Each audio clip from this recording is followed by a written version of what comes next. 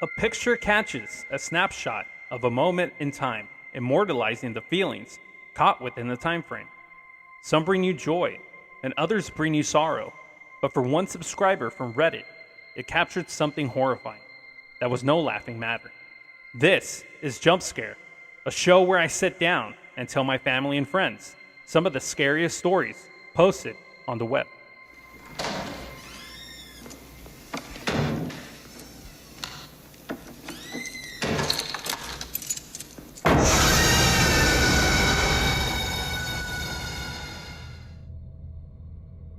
This is Jump Scare, and for my first episode, I invited my sister, Dory. Say hi, Dory. Hey, hi. Thank you for having me. It's my first episode here. Are you ready to hear the first story of Jump Scare? Yeah, go ahead. Let's check it out. So, it's summertime, and I remember which movie were we so into, especially scary movie, that we would see during the summers. I don't know if you remember that. I think it would be It. In the summer.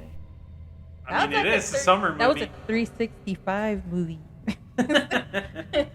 We didn't really have to just watch it in the summer. We watched that almost every season. Yeah, every day. Like for me, I mean, because it is usually the Halloween season.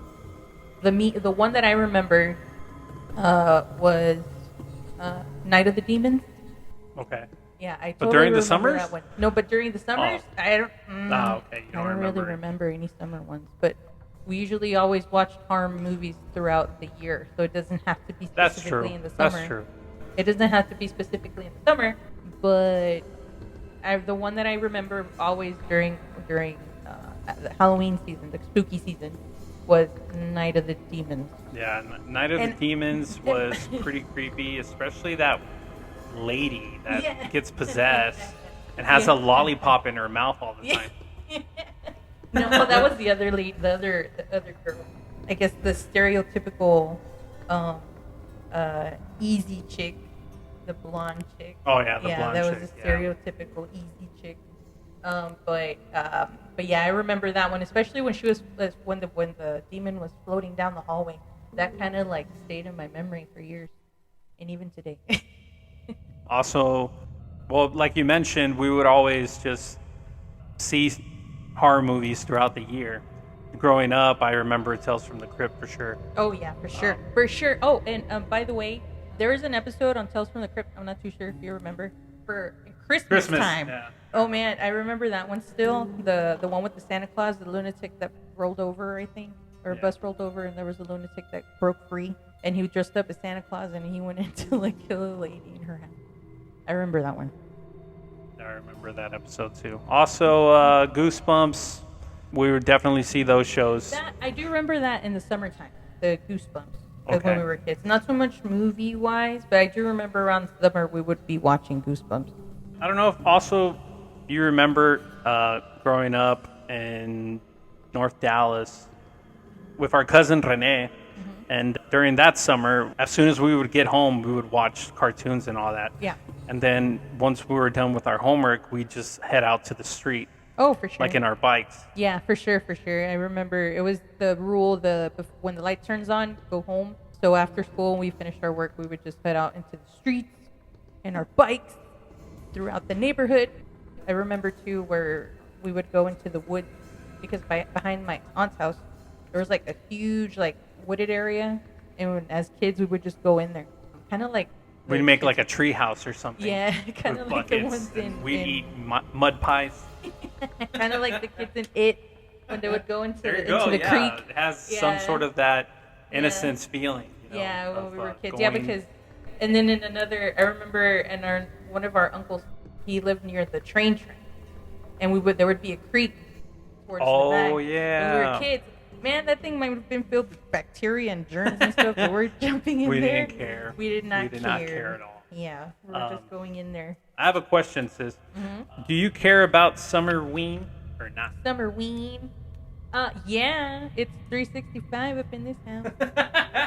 Nice. Yeah, that's 100% true. Not just in the summer. But I mean, everybody do you. I mean, if you like to do it in the summer and the fall, or 365 like we do.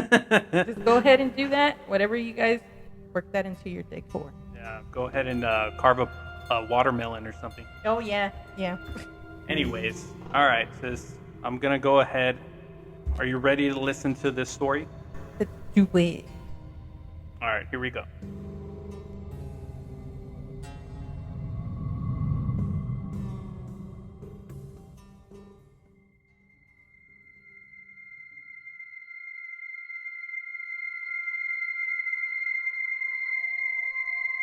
Every year, my town hosts a carnival.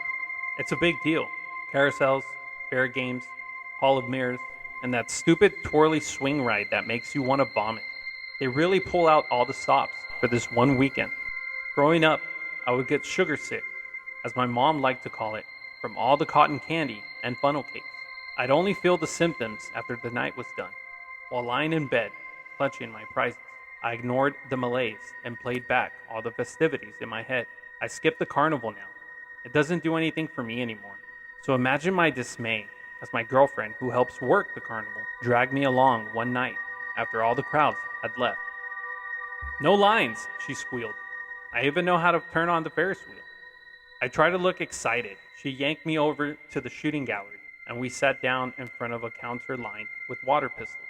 Several bullseye targets hung about 15 feet away. We fired away, but of course I let her win. I jumped the counter and make my way over the prize rack. Huge stuffed animals, baseball caps, and t-shirts lined the wall.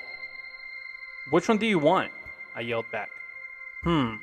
She tried to look like she was making a life-altering decision. I'll admit it now. It was kind of cute. Before choosing, I see her whip out her cell phone and snap a picture of me next to the prizes. I'm stuck between picking you or the stuffed octopus next to the clown head doll. I'll take the octopus. I rolled my eyes and reached past the clown head doll for the octopus. From there, she pulled me over to the carousel. I watched her disappear into the engineer's control room, and a few seconds later, the pipe organ started, and the carousel cranked into the motion. During the ride, she felt it was time for another picture. I really tried to smile. We only stayed in the Hall of Mirrors for a few minutes. It was pitch black in there. We kept bumping into the mirrors and each other. Of course, she snapped a picture in there too. The blinding flash didn't help our disorientation. After the terrifying Hall of Mirrors situation, we decided to leave. She told me she was going to go home and post pictures of the great night. The next morning, I got on Facebook and noticed a small album she uploaded. I started reading through the comments. "Lucky bastards. Carnival all to yourself? Nice." What struck me off guard were the next comments. "Love the photobombing clown. Who is that dressed up as a clown? Wait, what?" I looked through the pictures again, and sure enough, there it is. In the carousel picture, there was a tall clown in the background.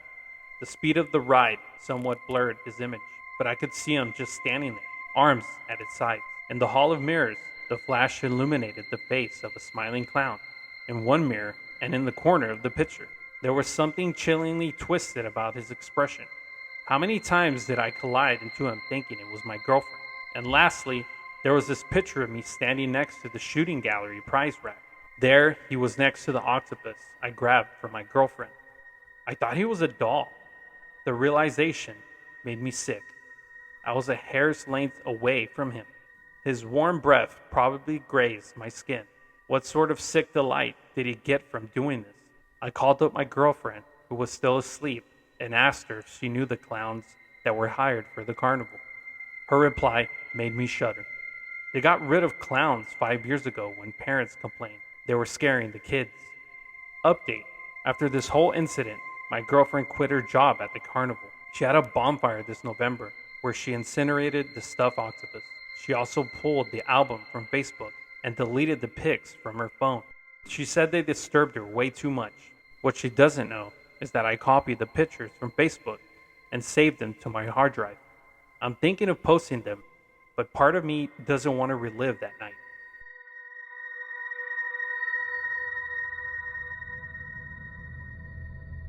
What did you think? That was beyond creepy. As you know, I have an issue with clowns. That was very disturbing. Yeah, kind of like Sixth Sense kind of thing where someone took a picture of the little kid and the Oh, mom yeah. notices some. Like, yeah. I gotcha. Yeah, it's pretty unsettling, especially having photos of it. Um, but yeah, it was very creepy.